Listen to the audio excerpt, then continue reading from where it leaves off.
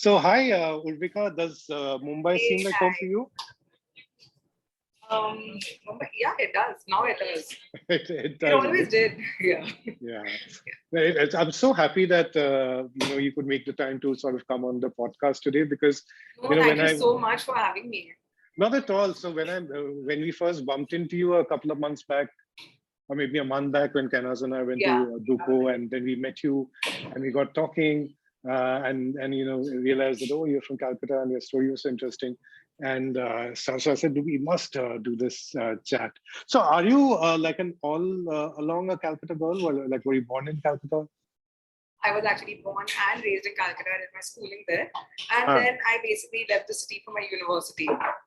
And the plan was never to work there. The plan was yeah, always to do university and go elsewhere and work. But of course, like I also changed my uh, career, as you know. yeah. So yeah, it was just a thing. So which university did you go to, and what was the subject you were So studying I then? went to study filmmaking and I went to the Okay, Sal College of the Arts in Singapore. okay. And I was there for a little, just like about a year. And I think more than me, the people around me realized that why is she not getting into the restaurant industry? She's obsessed with food. Why is she not becoming a chef? And at any given opportunity, I was basically cooking for them or like just making like big family meals. And all the festivals, they were like, oh, Urvika will cook X, Y, Z. And then I slowly realized, I'm like, I think I'm not doing the thing I'm actually cut out for. I think it's time that I take a sort of sabbatical from this at least and explore the industry. So I actually just went off for a 4 or 5 day sort of let's search for my soul, for a lack of a better word. My I God. went to And how I old was were you to search for your soul at I that was time? I think I was 18. 18, at the age of 18, you're Yeah. searching for your But I soul. was really And at confused 18, because you're not supposed to have a soul. You're still a child. I no, mean, so the oh. thing is that always eaten, breathed, like everything cinema. Cinema was, Hmm, you can imagine a Calcutta girl obsessed with cinema and wanting to make absolutely. artsy kind of cinema, Yes, plus yes. commercial as well. Hmm, But that was really in me. So I was like, am I doing the right thing? Because hmm. whatever I changed to, I was like, I better not change it. Like I cannot keep skipping careers. Oh, come on. And You just started off at that time. I think yeah, but people are allowed. I'm Yeah. very ambitious by nature. I think even then. So I was Hmm. like, I gotta do it, I gotta do it. So Uh, I went off to like this small cookery school in London just for okay. 4 days. Okay. And I So realized this that was after the self-discovery, or were these the 4 days of self-discovery? these are Yeah, the because 4 days it's of okay. self-discovery. These are the 4 days of self-discovery. Yeah, Okay. like a friend of mine, he was like very persistent. He like, you are coming and you are trying this out.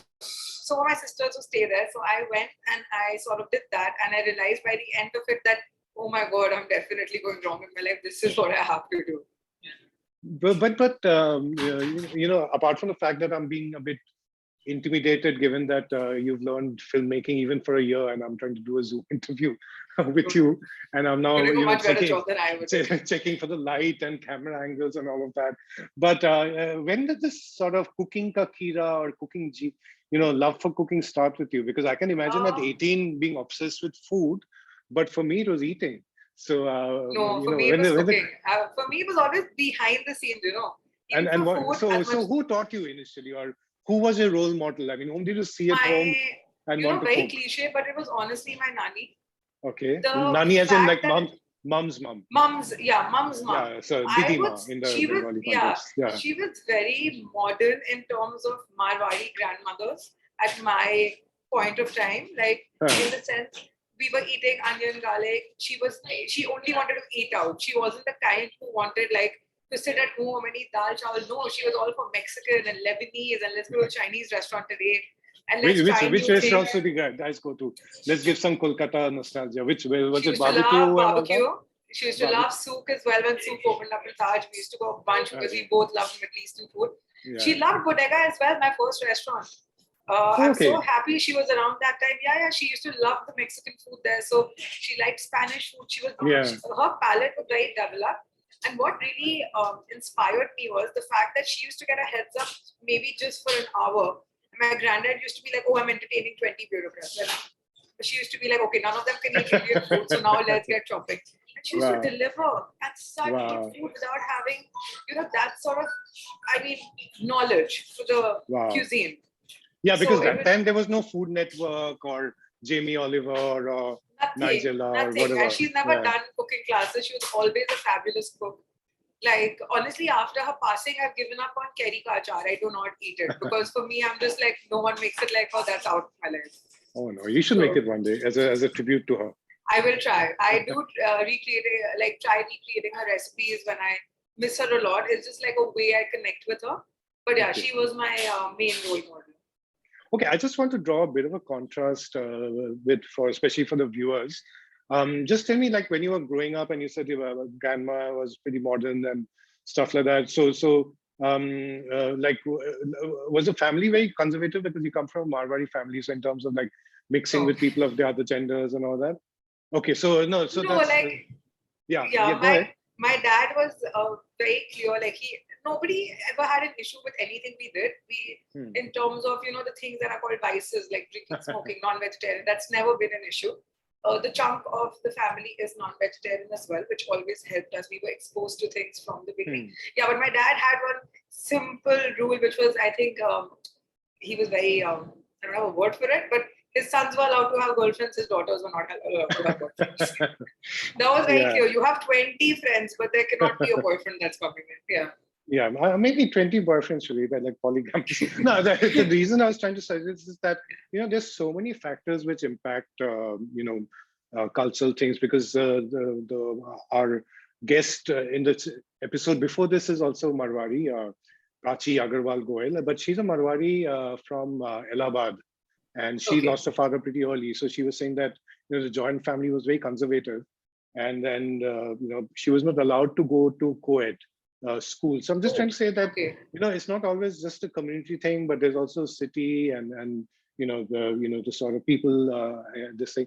But having said that, I'm going to once again say my Ghisa Pita joke, which is the Marwari community is the one which has been represented the most in foodocracy for her, and I really think some Marwari Relief Society or something should sponsor this, because the Marwaris did sponsor many of Satyajit Ray's films. So, one can, that was the top end of the spectrum, that the bottom feeders. But who knows, maybe if I say this joke enough times, maybe a Goenka or a Dhamaka or a Birla, or maybe a Kanoi will listen to it. But if you notice now, the number of Marwaris that have gotten to financing restaurants as well, it's a big number. Yes. It's now they're coming into the food industry, not only with FMCG or production, but even as restaurants and bars. But is this across the country, or is it more Calcutta? That you're talking of? It's slightly more. Because your perspective would be more Calcutta, I'm guessing. More Calcutta. I think it's a more Calcutta thing, because they don't usually come in as handling it or the people who are behind it, but they come as the investors, or they come in as the face of the brand, Which has to do with the Bengali film industry, if I remember right. Like, some of the producers were Marwari, and some of the black and white films. Some of the big ones now are Marwari. Yeah, like Sri Venkatesh and. No, I'm saying even back in the day. Back in the day, some of the maestros were like really like supported, but they were like the Medicis, I guess, of the Renaissance. But okay, let's come back to Urvika. So you went to the UK to become a filmmaker. And then I went to Singapore to become a filmmaker. Oh, to Singapore to become a filmmaker. Okay. And then from Singapore, you went to London to discover yourself in a kitchen. And then what happened? And then I went back. I came back to Calcutta. Back to Calcutta. Yeah. Okay. I came back to Calcutta and I started training in different 5-star properties. Because I wanted to taste the commercial kitchen as well. So you got to train there without really having a hospitality. Because you get, because... so you're interning or something like that? You're basically staging, you're doing like an apprenticeship. So I started going to different kitchens just to see, will I be able to handle the work pressure? Is this something I genuinely want to do? Because otherwise as well, there was a lot of investment in me monetarily that my parents had done in Singapore. And I did not want to throw them, in that back burner again with another career. It's not correct. So I was like, let me be fully sure with this. And the more I worked in a production kitchen, the more I enjoyed it. The more I worked in a commercial kitchen, even with those long working hours and you know how industry functions. It's not the nicest place to be. No, I'm in the kitchen. learning because I'm normally at the table, so I'm learning about the kitchen through all of you. Yeah. So any fond memories of that period, or maybe something which was like a deciding factor for you, where you said, okay, now I know I did, yeah, so I because was you said you working worked in different hotels and stuff. So I was working in this Italian kitchen, and even though Italian is not my forte per se, it's not the cuisine I will ever go and be like, let me cook this, even now. So Okay. they actually called me in for service one day, where it was, it's an open kitchen, so the customers can see you. And I was working pizza, which is the most popular part, in Yes. the wood-fired oven, in the brick kiln. And I was just like, why are they telling me to do it? I'm going to charge. I don't even know if I'm going to do every pizza correct. And it was a packed house on a Sunday afternoon, because that restaurant was like prime of its time, and they used to do really well for brunch. And they were like, no, we know you'll handle it. And then seeing the people from the kitchen relish it and order more was when I was like, okay, this is exactly what I'm going to do. It was that moment, like there was probably, if it was a comic strip, I would have like a kappa or have like a light bulb on top. Yeah, my brain was blown. I was like, yeah, this is that smile is what gets me going. The fact that, people are liking what they're eating and actually coming in for seconds, I'm like, this is exactly what I want to do. Care to mention where this place was? It was La Cucina in Hyatt. Okay, yes. okay. So again, another similarity between you and Prachi. I mean, that the role which being in a 5-star hotel did, because she interned at Oberoi, Mumbai after a course in Sophia, and that was a stint which made her realize that she wanted to go in for something which was scale, not just from home, and then it became Brownie Cottage.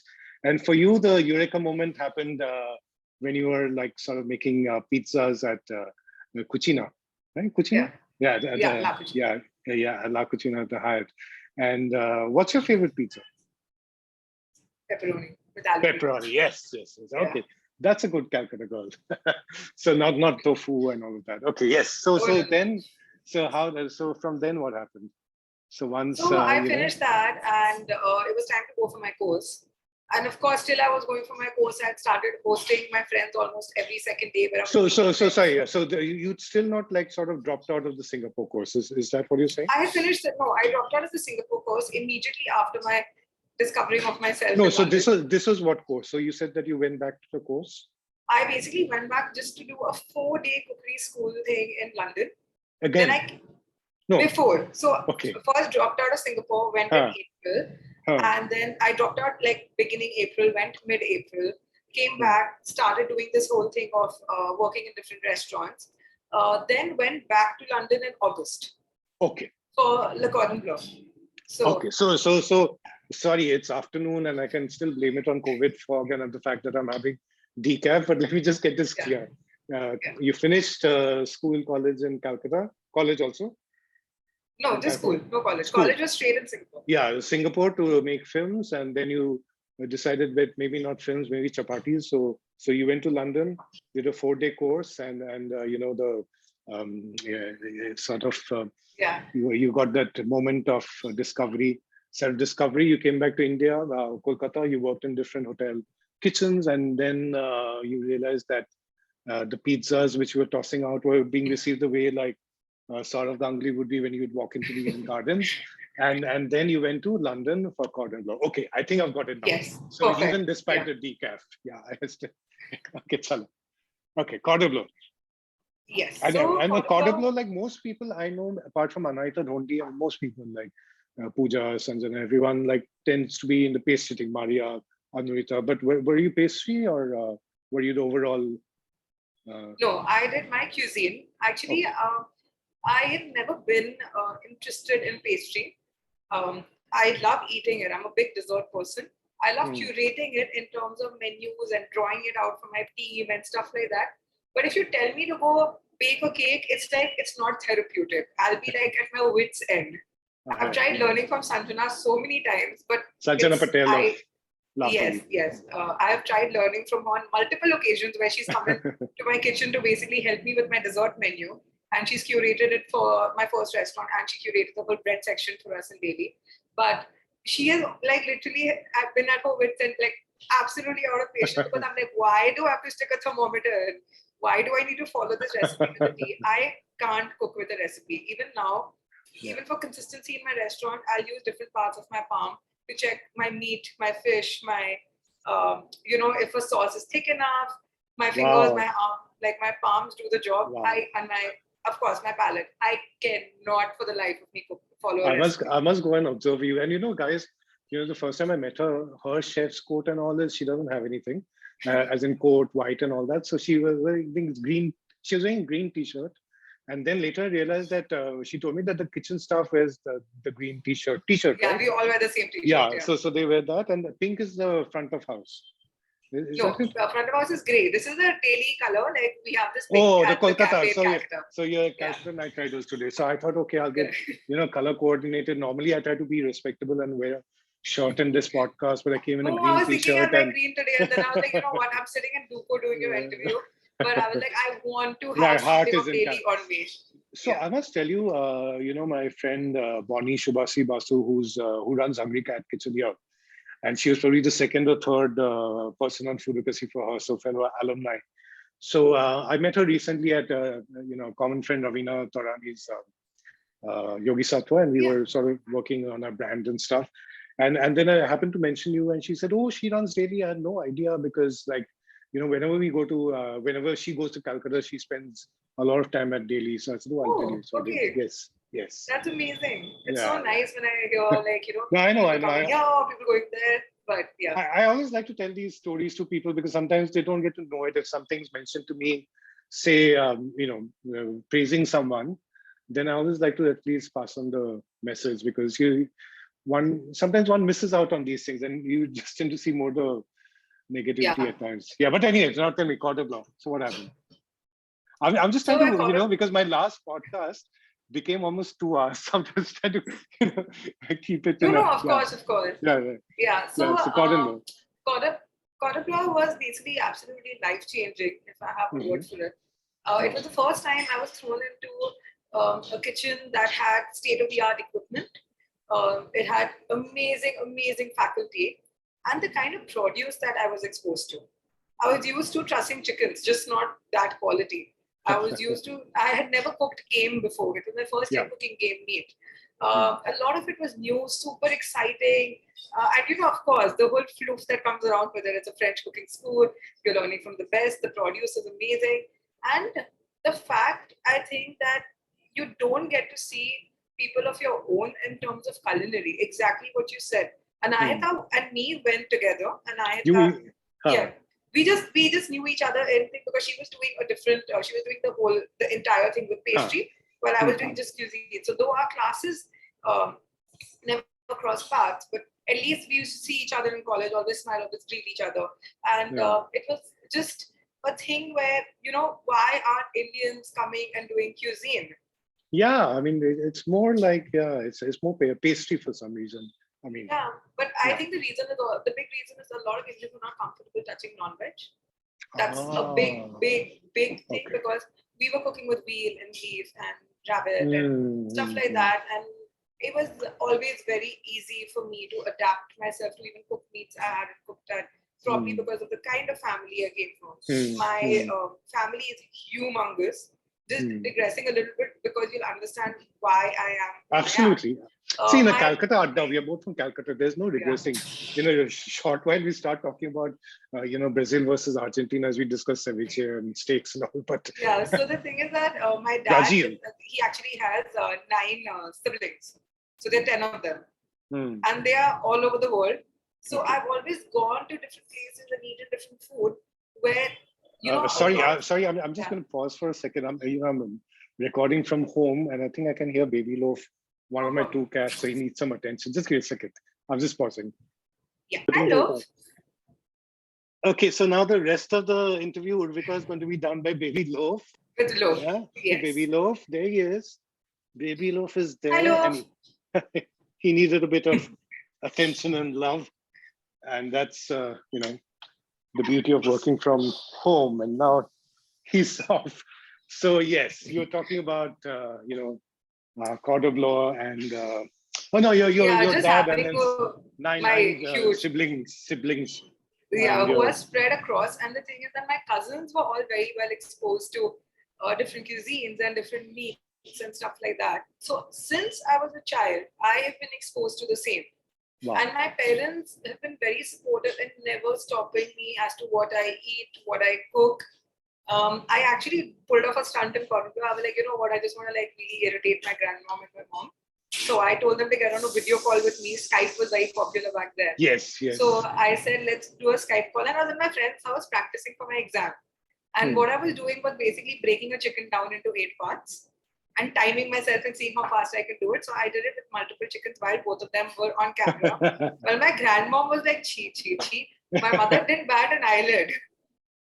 Well, my grandma was like, now you want to cook meat to make money. I said, yeah, she's like, it's fine, it's work. I guess that's okay. But my mom was absolutely okay with it. She's like, yeah, you cook what you want. So, but it's really great because from a community which is is vegetarian, and then for you to go out and work and stuff, that was but we are fabulous. not a vegetarian community, you know that. Like, I think it's just a myth. If you actually go into the roots, I'm not confusing the Rajputs and the Marwaris, of course. But we also, but we are also hailing from Rajasthan, that is so popular when it comes to meat. Yes. And different varieties of it. So I don't think we were ever like just a vegetarian community, though we get labeled that. And now my community is hardly vegetarian. At least not my generation. Yeah, really? like none of my friends who are Marwari are vegetarian, just a handful. My family is not. Most of my extended family is not. So I don't really meet too many vegetarian Marwaris. Also, in our customer base, most of our Marwaris are non-vegetarian. Now tell me, is this again a more Calcutta Marwari phenomena, or do you sort of have links in Rajasthan? I think it's more. I think it's all over. Okay. I don't think it's only a Calcutta thing. Calcutta, you notice a very different kind of Marwari. Ki chalo anda khane mummy se chupke. Yeah, let's go eat chicken in the restaurant or let's eat it in the car because we can't take it home. Which apparently the Gujaratis in Mumbai do. But yeah, so but like Marwari here, actually I've seen more Marwaris in Calcutta eat non-veg versus Bombay. I think Bombay is slightly more vegetarian. Yeah, they're more Marwari Jains and all of that in Bombay. Yeah, so that is the difference that I notice in the market here. But no, I think it's an overall thing, not only in Rajasthan. Rajasthan, you'll probably get like a huge chunk that is vegetarian, but also a huge chunk that is non-vegetarian. Because I've gone to, these small eateries on the road and stuff, which are funky called basas. Yeah. They also have a lot of non-vegetarian basas, which is basically meat of the day, roti, bhujia, dahi, and achar. And that's it. That's your meal. And definitely not the lal mas. I mean, it's not what everyone eats. But it's not what everyone eats. No, there is so much more to meat over there than just lal mas or dahi ka gravy. There is just the cuisine is beautiful and it's got a very very an insane variety. And thankfully, again, my mom really delves into the lesser known parts of it. So I've eaten a lot of the vegetarian stuff from talking of London. Like I remember having a meal with Chef Vivek Singh at Cinnamon Kitchen, and so at that point he also said that till he came to England he didn't really get a chance to work with game meat because by then it was illegal. But he said that if you look at a lot of Indian meat cooking, including from Rajasthan, it's a lot of it was from shikar and stuff like that. And I remember that at that time he was working on sort of recreating old recipes, but with game meat, which is available in England. So any plans, Urvika, for you to sort of explore the Marwari cuisine? Because right now you're more in LATAM. I mean, I don't know exactly what Delhi is about, but there's a particular Delhi does European and Duco is more LATAM. Okay. So for me, I've always had like 3 favorites, which are Middle Eastern, Latin American, and European. So my food is always sort of played around those cuisines. In terms of Marwari, I think once I have the confidence to really put my food out, I don't think I'm a great Marwari cook just yet. Once I think I have the nuances of the spice and how to go about dealing with the fats and the different meats and stuff, I would love to do maybe like a sit-down dinner or like a specialized thing, but no, not open a restaurant. Not in the country. If there's ever an opportunity to take it abroad, yes, but not within the country because I don't think I can compete with the home cooks here when it comes to Marwari. No, I sort of, resonated with your sentiment because I think you also seem to sort of say that, or maybe admit that you're not as pakka a Marwari cook as so many are. And I mean, the same thing for me, like when it comes to my native Bengali cuisine, given the fact that I was born abroad and grew up in Calcutta, but raised by a Bengali mother who grew up in Delhi herself. And then I spent about 25 years in Mumbai and large part of it married to a non-Bengali. So, I definitely know that I'm not as well versed with either Bengali food or cooking as so many of my contemporaries are. And if people want to sort of interview me on Bengali food, I first tell them that, there are better people or places there. Okay, so now Cordon Bleau, then what happened? So while I was at Cordon Bleau, my first month only, I landed an internship. And this was like, basically I saw it on the notice board there. My visa did not allow me to work. So this was very tricky. So I still turned up for the interview. I was like, I'm still going to go. And, that time Instagram and all wasn't that big. So I didn't know what this place is, what it is, nothing. All I did was I looked it up online. It gave me the address. I took a tube and I reached. And it was a restaurant at the Royal Academy of Arts. And I went in and it was a 300 cover restaurant. Wow. Beautifully done up. It was honestly, it was like old London, rich heritage, that sort of a feel, but modern food. Wow. And I can imagine like a Kolkatan feeling like, oh, I'm home, yeah. I'm at Park Street. I'm in Bengal Club. Oh my God, exactly. Like Bengal Club, just that, that sort of history. And I must point out here that when you said the tube, so, as when I was a child, it was referred to as a tube. Then in Calcutta, when the metro came, I mean, all the, the Bengalis were like, of course, British, would refer to it as a tube in the, mid-80s and all that. Then I went to London after years in 2010, and everyone, including the Brits, were calling it the underground or the metro or something like that, but not the tube. But I don't know why I've always just called it the tube. So no, because the British might have forgotten English, but in Calcutta we haven't. So it's called the tube. Yeah, Queen's English. Yeah. Maybe when Boris Johnson comes to Calcutta, beyond Gujarat, Didi can tell him. Yeah. So I went in and the chef was like, show me, what you can make. And I was just like, I'm coming for an apprenticeship chef. I really don't know much, but let me make you something. I was like, he's going to kill me, but this is what I'm going to cook for him. I made him dal with salmon in it. Dal with salmon in it? Yes. So as crazy as like an Indian dal, so not with like mung and some separate or something. Okay, so it is. So he had lentils in his kitchen, and using pui lentils, which he was serving in a salad. I made like a really thick dal, which I could plate up, like use one of those molds and put that on the bottom. Then put a piece of grilled salmon on top of it. And you must make it for Kainaz because she loves fish and she loves dal. And being Parsi, she of course, so the dhansak, and she also likes a Bengali Muradiya dal. So next time then she'll probably like it. Yeah, just like while I'm having a ceviche or the shrimp taco and all that, I will make the dal with the salmon for her. Dal with salmon, yes. And I took like some of the oil from the pan, just like what we would do in Bengali cuisine. And I tossed the salad in it, and I used it.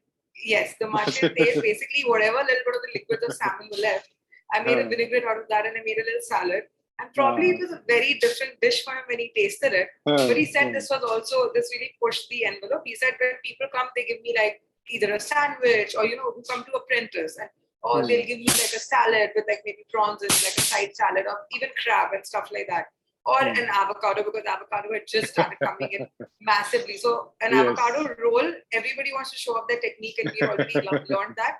So most were avocado rolls, which he was having. So he said that is what made him take me in illegally and keep me there. And his thing was, I'll keep you and I'm going to pay you lesser, but I'll train you. And I was like, you know what? Don't pay me also, it works as long as you take me under you. I'm Marwari, I'll buy you out. you know. Like, No, I wish. I wish I had that Marwari business brain in me, but that's what is lacking. I've just got the whole Bengali creativity, and that is completely out. Yes. Yeah. Yes.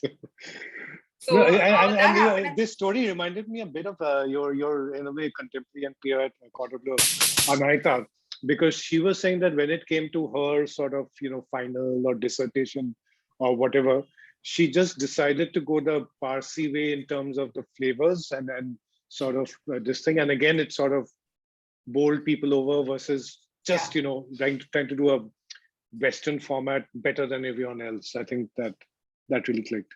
It always does. I think if you're true to your roots, and this is something that I've had the privilege to hear from Chef Gagan's mouth. I bumped into him in Asia's 50 Best, and I'm a big fan. So all he kept telling me is go back to your roots. He's like, why are you cooking food that's European and not Spanish? So this was when my first restaurant existed. And he's like, why aren't you going back to your roots? I'm like, because I don't have an investor and I'm not in Thailand. I'm like, the day I do, I will go back to my roots, but not in my own country. No, but that's true. Yeah. I mean, people will think twice before investing a lot of money into a Maharashtrian restaurant in Mumbai or Bengali in Calcutta, because it's sort of like a mid-level thing, say, the bhajoris and all of that. But absolutely, and also I feel that they cook it a lot better than us. Also to begin with, like they have that expertise. Today, if my mom cooks a Marwari thali and I cook you one, you will 100% because over mine. And it's also the fact that I won't be able to, like, if there's already a standard here.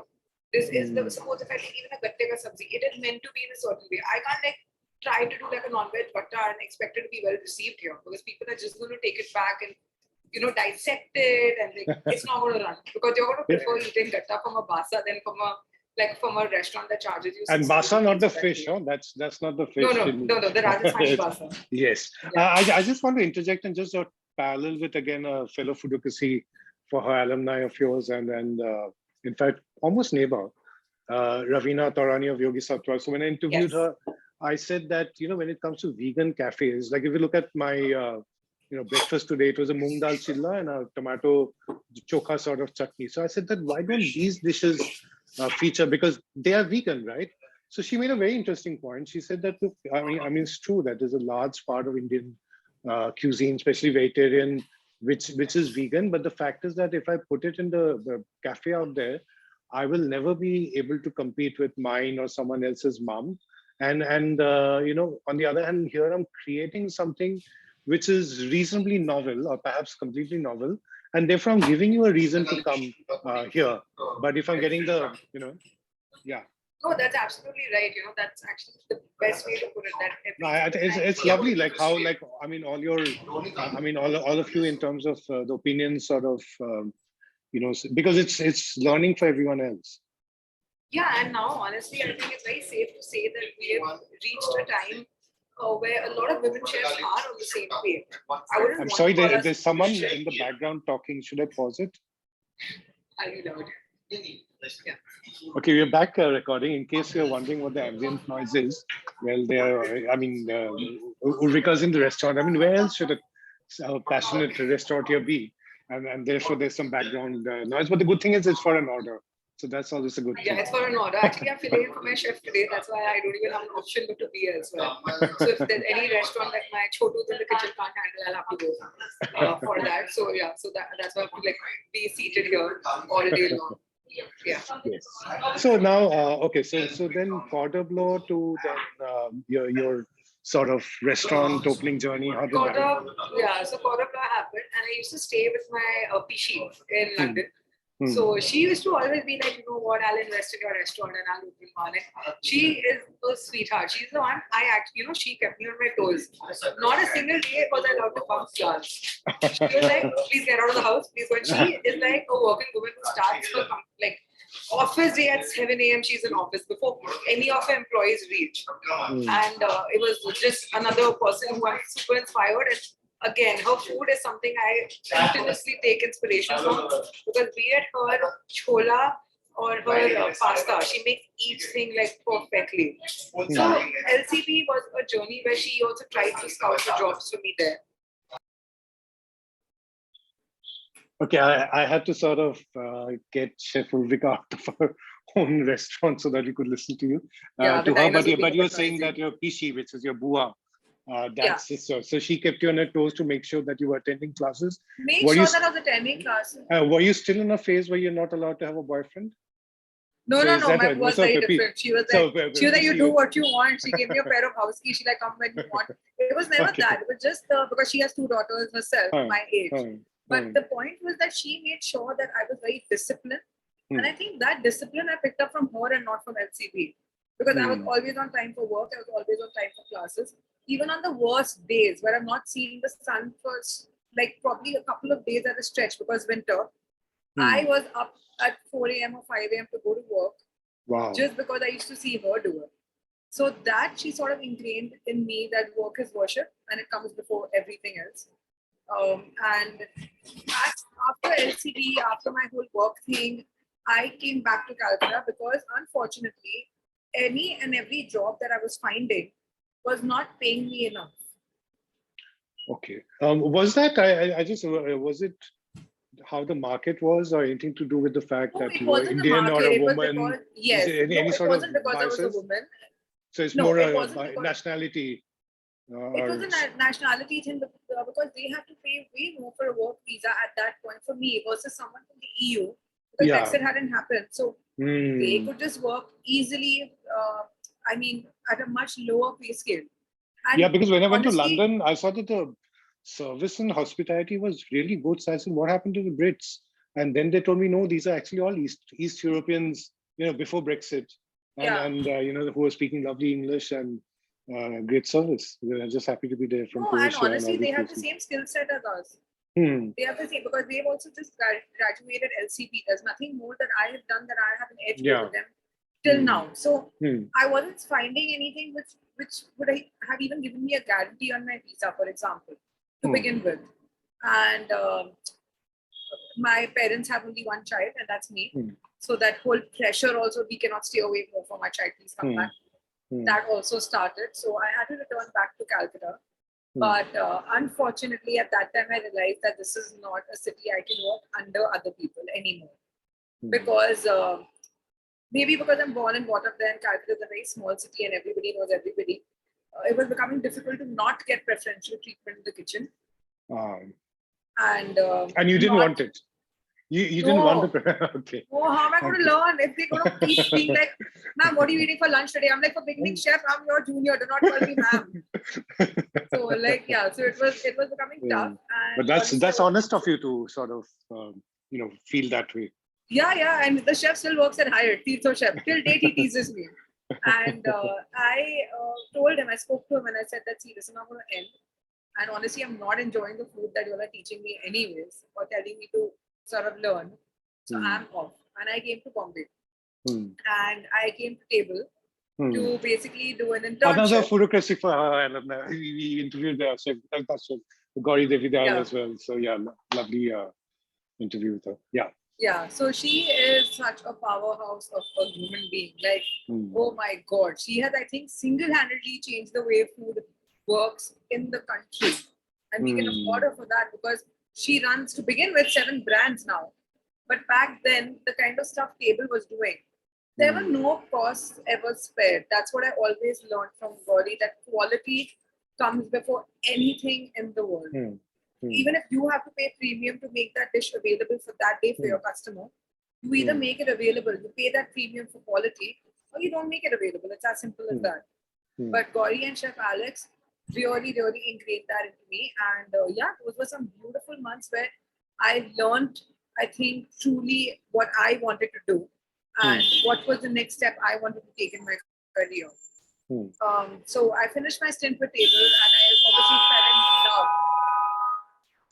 Okay, that's a bit of Bandra coming in. So that's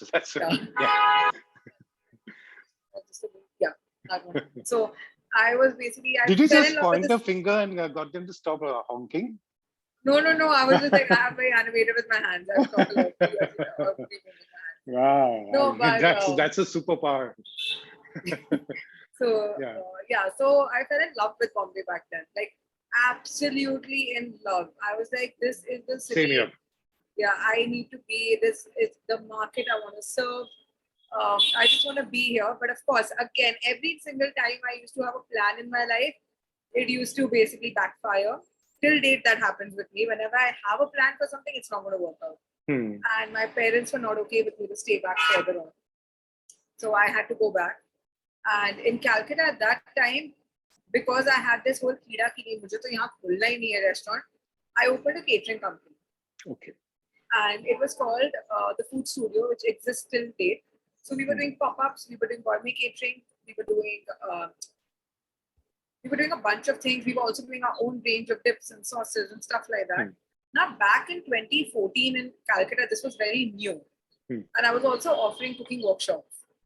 So what happened was that I immediately got a lot of monopoly and I gained a lot of recognition only for being the person who's doing it while others are not. Yeah. I think no, I'm sure you were doing it very well also. I said, I'm sure you were doing it very well as well. But but I was coming to that I don't think it was so much as to, oh, this is, amazing versus this is the only place that's doing Malaysian food the Malaysian way. And we also launched 14 different cuisines. Wow. Most unknown to the city. Like there was no one doing Peruvian or Malaysian or even rustic, like more like Southern Italy kind of food where they, and also I was also a non-veg caterer who was ready to do gourmet. At that time, there was no non-veg gourmet catering apart from a 5-star hotel. So we immediately picked up traction. My cooking workshop started doing really well. I had all the Marwari and the Punjabi aunties coming in to learn how to make dim sum and to learn how to make bread. And what are the mashimas and the kakimas?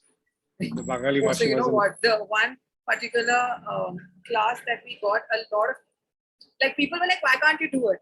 They wanted me to train their cooks. They're like, "We'll pay double and we will send our cooks to you one day." So all the cooks are bomb. All the cooks come and learn. I was like, see, this is not something I can do because I can't give them recipes in Hindi. And I am I don't have such a good command over the language. Like I speak Bengali way better than I speak Hindi. So I'm like, nay, I'll not be able to explain myself properly. I'll keep on. If you need some, if you ever plan to do that, I can be your person because today I taught a Maharashtrian cook in Hindi to make aloo patole dalna. Yesterday I taught her to make. We should do that. Honestly, I get. And see but it's Mumbai. So in Mumbai, my Bengali Hindi and her Marathi Hindi, it's sort of it works out. So I've been doing this for years. No, but we should do it. We should call it the modern Maharaj, and we should call that the class the modern Maharaj, and we should start, and we should. Yes. Yeah, because so a lot of the aunties were honestly amazing in the sense they were so forthcoming to newer flavors, sweet and savory coming together in desserts, using ingredients they had never heard of and putting them in our sweet things. Because like I said, I'm not a pastry chef, so I had to play to my strengths and things I would enjoy eating. And using the chayote that you get in Bengal, that vegetable which is widely used in which one? It's called chow chow as well. Okay, yeah. Chow chow bhat is what in Bengal. Yeah. So in the south they call it chow chow bhat. Yeah. I know what when they make. There's a dish. So basically, So basically, in Bengali cuisine, they just make a bhaja out of it, or they just make a tarkari, like just a dry one with just some tempering. People didn't know that you can actually make the most beautiful salads with it. So I started getting local produce in as well. So touchwood, it really went off extremely well, and we got a lot of traction in media. There's the food studio. Yeah, the food studio. Next year, my restaurant went on floors. Like a year into the food studio, not even a year, my restaurant had already gone into floors in Park Street, a 100-seater restaurant, spilling over 2 floors with a team completely from Bombay with an investor. Yeah. So and this was Bodega? Yeah. Yes, that was called Bodega Cantina. I think a restaurant that truly made all my dreams come true in terms of the equipment and the food I was serving, the kind of cocktails we were doing. I don't think I'll be wrong to say that Bodega was the first of its kind in Calcutta, doing small plates and making its own bitters. And we got Sanjana to come in and curate all the desserts. Wow. People in Calcutta, I can say, that had not seen desserts like that, or a gastro bar which was only focusing on all things food and signature cocktails. We got all the apparatus for our cocktails made, So we put in a lot of heart and soul. But unfortunately, I think I've realized best I don't work well with investors. I think I want to be the, you know, the Your person own person. behind, Yeah. the whole thing. But I how okay, so that's the business aspect of it, about your wanting to sort of drive it versus being driven in certain form. And I can I can fully empathize with that, which is I'm working from home. But but how did the city respond? How did the city of Mocambo, the Blue city, Fox, and it did so well. Olipa Like respond to Bodega? no, I'm so surprised and proud of my city. They came in and they came in how the first 3 months we did not have a single table that went empty at any given point in our services. We were also the first restaurant to ever start the fact that we're just opening for dinner and we're just opening for 2 slots. That is 7:30 and 9:30. So we were the first to do that. Then we slowly integrated lunch. Then we slowly became all day. And yeah, we were very, very happy with the response. Demonetization hit us really hard. Yeah. But beyond that, we picked up again, just like all the restaurants, because there was only one restaurant in the city that did tremendous business, even on the day and the day after demonetization. That was Peter Cat. That is You can't it. get cello kebab after cello kebab. They can't get enough of their chilo kebabs. Yeah. But we bounced back and the numbers were okay. But the problem was that, like you said, right, I'm very true to my food. I cannot serve something that I wouldn't eat and something that goes against my food values, only in terms of my cooking.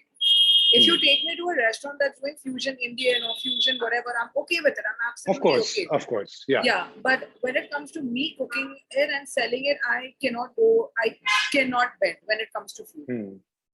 So that is where. But that's what really the creative passion is all about. And somehow, like, you know, when one talks of creativity, one talks of writers, artists, is that, but chefs are creative folks as well, and the same temperament, the same aptitude, the same skill. I mean, yeah. And I think our values were not matching, our ideas were not on the same page, because as much as Bodega had become a celebratory place, and it was a place where people used to come to actually spend money on food and eat and celebrate their happy occasions, the money wasn't basically enough to sort of be like, why, if we sell, I'm sorry, I'm going to say this, but if we sell Kali Dal tarts, Calcutta people will come to us more, which is the truth. But I was like, no chance in hell am I putting that on the menu. So please go to the other bars that are doing that, but I cannot. I would die. Like, no.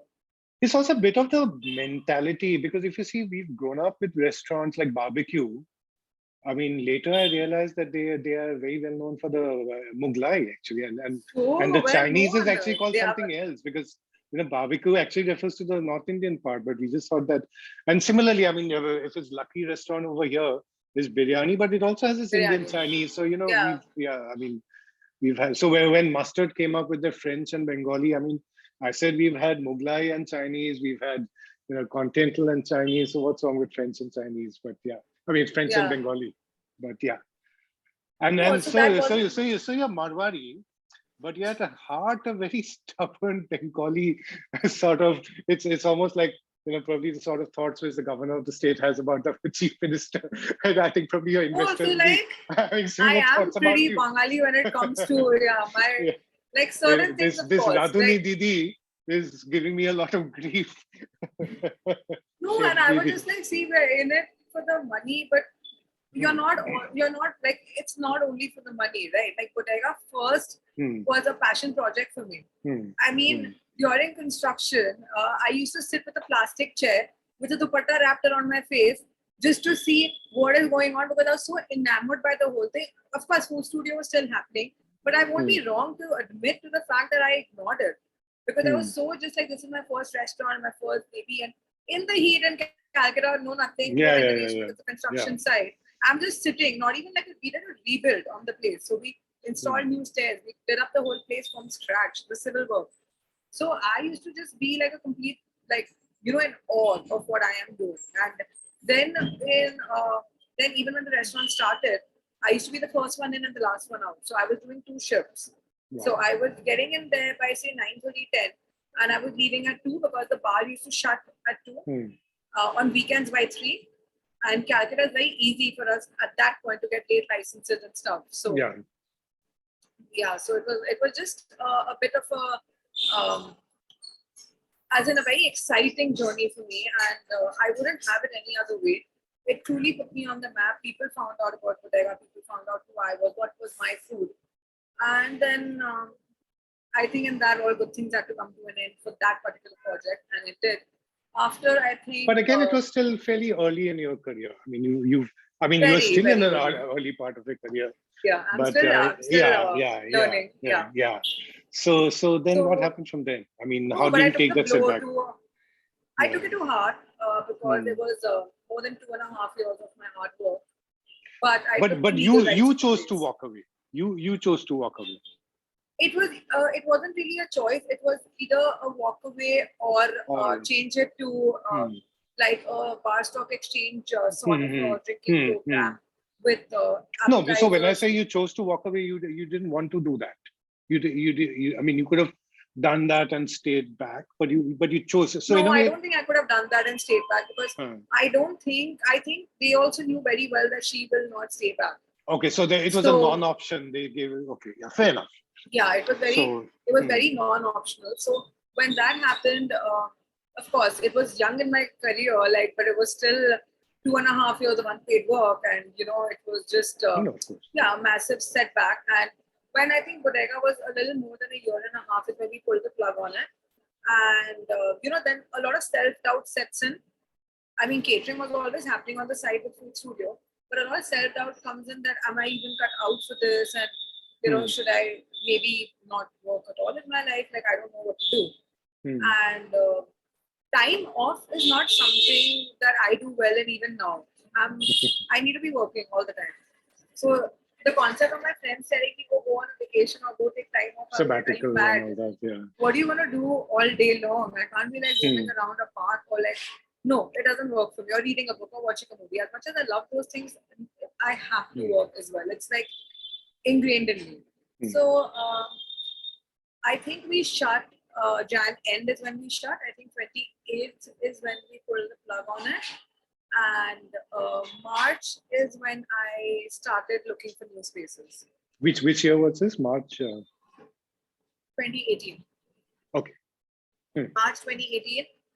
And Feb, I went back to the food studio in a full way, revamped it, took the month to completely give it to my catering studio, started up my workshops again. In March, I started looking. Where is the food studio in Calcutta? Where when you do workshops? It's an agency post road. It's just by Mocha. Okay, yeah. Mocha. So they're on your way to Park Circus. Yes. Yeah, Mocha. Yeah. So it's there, and then I started looking for places in March. But obviously now I was like, I want to do it solo, and the whole costs and the projects and everything, like the whole infrastructure of the scale, like the project plan has to change. I am not opening bodega immediately again. Honestly, the honest thing also was I don't think I was ready to throw myself back into that same brand that had just shut down. I wanted a change, full change. So I decided, I looked at the cafe scene in Calcutta and I was like, something has to be done about it. Why are CCTs and baristas treated as our only cafes? And even though the great coffee culture had started coming in thanks to 8th grade, but not but the very food few, culture. Very few. Yeah, so I was like, we need to start working on this now. So I started looking for cafe spaces. I started traveling as well. Just went a little around the world at that point, just to like get my palate opened up again. Went back to bread school because I was so clear that everything will be made in-house. So I went back in May to do, I hadn't found my space yet. And I found a very kind French Moroccan chef in London who was ready to take me in for a couple of weeks and teach me how to bake bread. Wow. And yeah, so I went and trained under him and I worked under him. And then I came back and finally signed my papers on my new place. It was August 2018 when I signed on. And then the government basically started creating a lot of issues, the Paral look and all of that. They actually beat up my painters and my civil workers and stuff like that. Yeah, it was a absolute nightmare. So for my work was stalled for 2 months.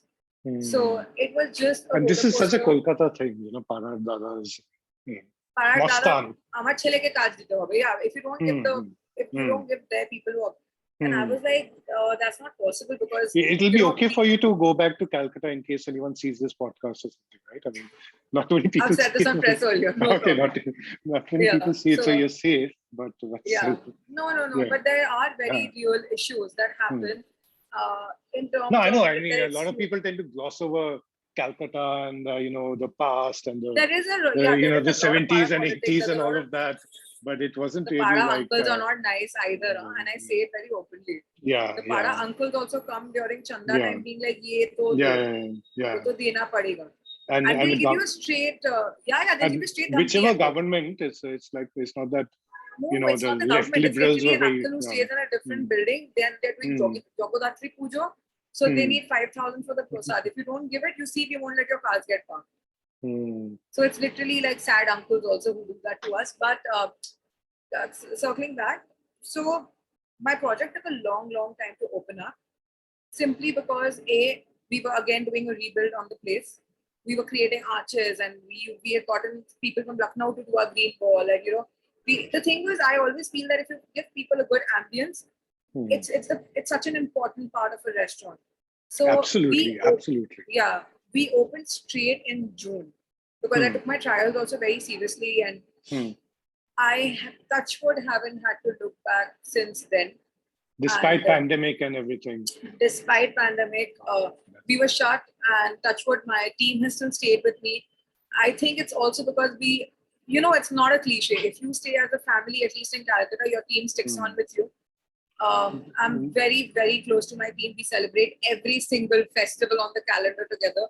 Like, people are eating Diwali dinners with their families, and I'm eating my Diwali dinner with my team because I'm so much more connected to them now. So I know the same uniform and all that. Same uniform, we eat together, we joke together, and there's that form. At least with my Calcutta team, I'm of course way more connected. It's also been 3 years plus now with them. And this is the sort of this is the daily which we're talking of, and you're sort of doing the casual European cuisine. Is that fair to say? It's casual European, but some stuff is very serious in the sense we take our cooking very seriously, but we want to obviously give it to you at casual prices. So also, can you give me an example of a dish you're very proud of, which might be there now or in the past? My steak and fries. So we do like a skirt steak with fries, but we do like a rosemary butter on top also. We'll do a fresh arugula salad. And a nice medium rare stuff, like you're confident of your meat.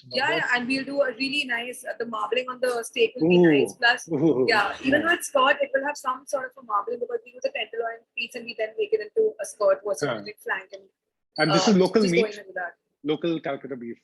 It's a local Calcutta beef. Wow, I'm not... Last time I went to Calcutta, I think our fish is also because we don't work with basa, we work with hitki, we work with salmon, we work with tuna. So just working with those kinds. Also the vegetarian produce, I think we are one of the very few restaurants, standalones. There are just a handful that work with that sort of produce in terms of kale at one side, but also using the pui shak, also using lal mat, also using... Pui shak has such a lovely astringent taste. It goes really well with anything seafood. So even if you just make a stock, use the shark in that, the stems for your seafood dishes, it'll give you this beautiful mouthfeel. It can finish off your sauce really well. And perhaps it was an advantage that you didn't have an investor or something behind you, because otherwise you would have been forced saying, okay, European, then you have to have tetrazini, you have to have alakiv, you have to have Diana, you have to have stroganoff, gratin, and we don't have any Russian of the salad. We don't have any of that. But do you like it? Do you like sometimes like going back to Park Street for your once in a while? Yes. Yeah. So it's not that. It's not that you know what? I actually recently went back to Trinkas and I was surprised. But Anand is done with that place. He has because I went to Trinkas just maybe like 5-6 years back. We were doing a shoot for ITC MasterChef Prawns, and when we on the wrap up day, like we went to Trinkas in the afternoon, and there were people singing off-key Hindi songs and completely loud and dying to leave. And now when I see the pictures and all that, it's... No, but you should see it now. Even Olipop has been revamped, right? Even Olipop has been revamped. I haven't been to since I was 18 years old.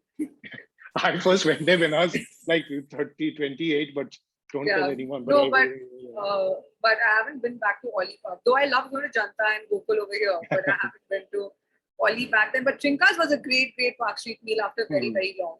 And yeah, he's revamped it in a very positive way. So no, that's great job lovely. on that. Yeah. But So we now, served yeah. So you're saying you serve?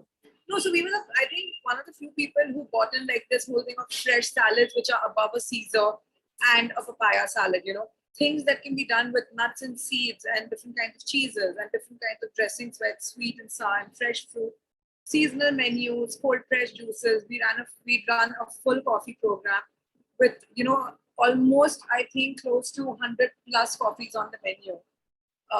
We were the ones who and people were excited by this in Calcutta. Very, the fact that mocktails were not coming out of bottles and syrups, and the fact that fresh fruits and stuff were going into it, and we were making bitters like non-alcoholic bitters and tinctures, which we still do at Daily. Everything is made in-house, right from our desserts to our breads. I think people got really, really excited. Day 3 of our opening, which was a Sunday, we had to shut the restaurant at 7. Oh my God! French fries. Something as French fries.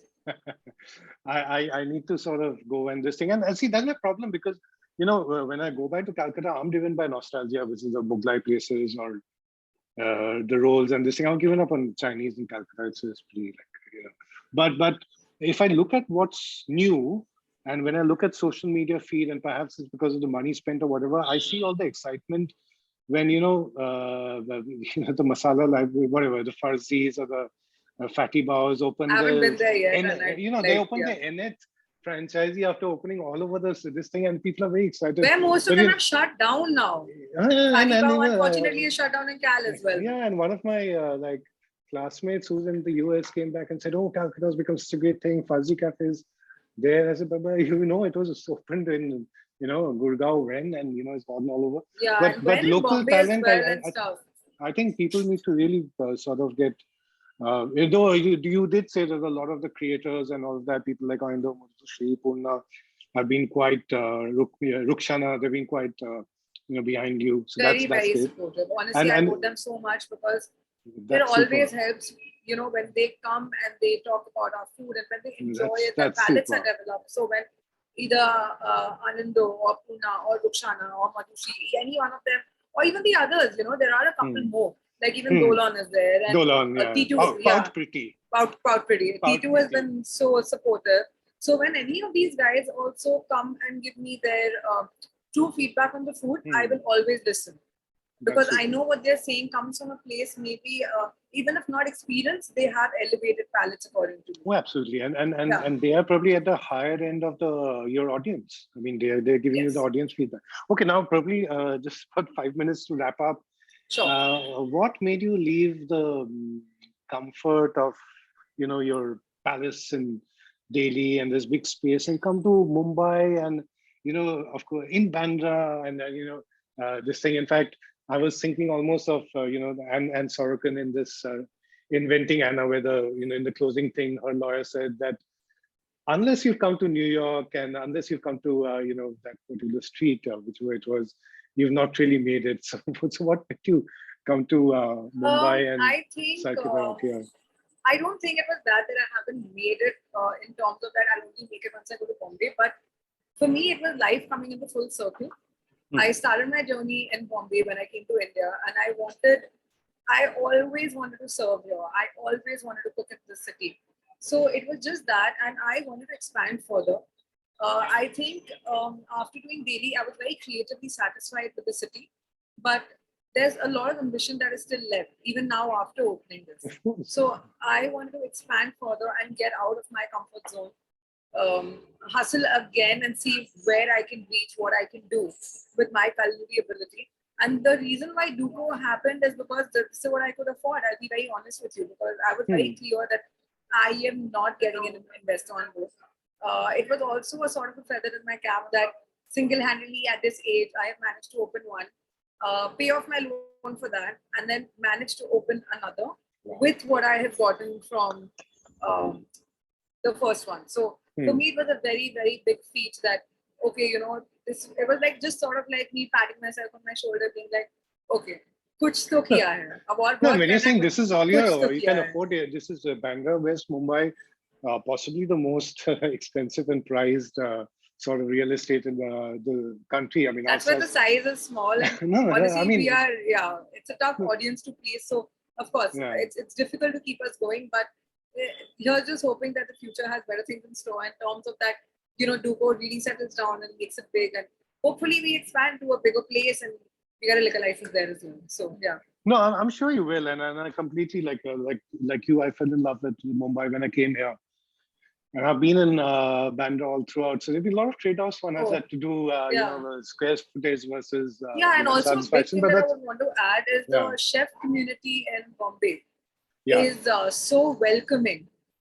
You must tell us about a few of the names who've been so supportive of you. You were Chef sharing. Sifa is my favorite. Like she is a league apart from when it comes to the other chefs. When it comes to helping, tomorrow even if I tell her, Sifa, I want to make the same dish on your menu, now she'll give me a printed recipe. Ye lo aur aise bano. She is that supportive. Ravina Tarani has been extremely supportive. Lovely soul. Sanjana Patel, of course, right from the beginning. Pooja also, for that matter. I know that her door is always open for anybody who wants her guidance. I'm sure she'll be around. I mean, there are Chef Anurita is a darling. She's always a call away.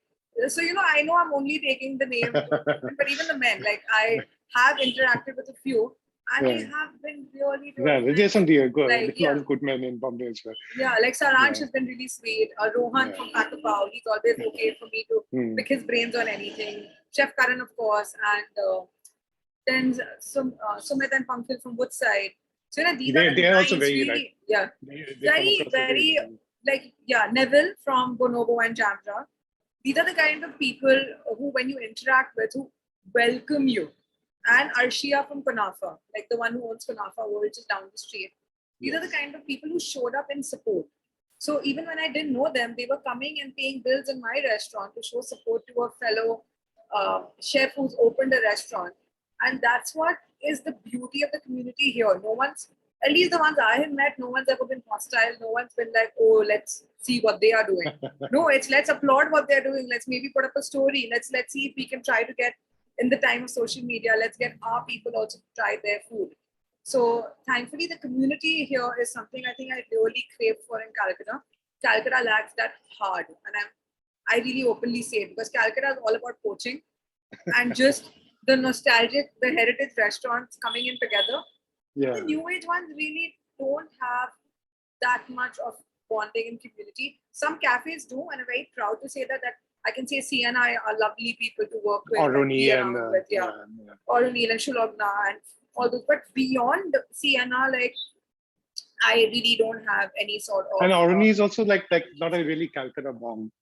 I think that's what, I think Shulogna, who owns Sienna, I think her ethos of work is also very different to what the other restaurants there play up to be. So, Okay, so I don't want to make this difficult for you because you go to Calcutta far more often than I did.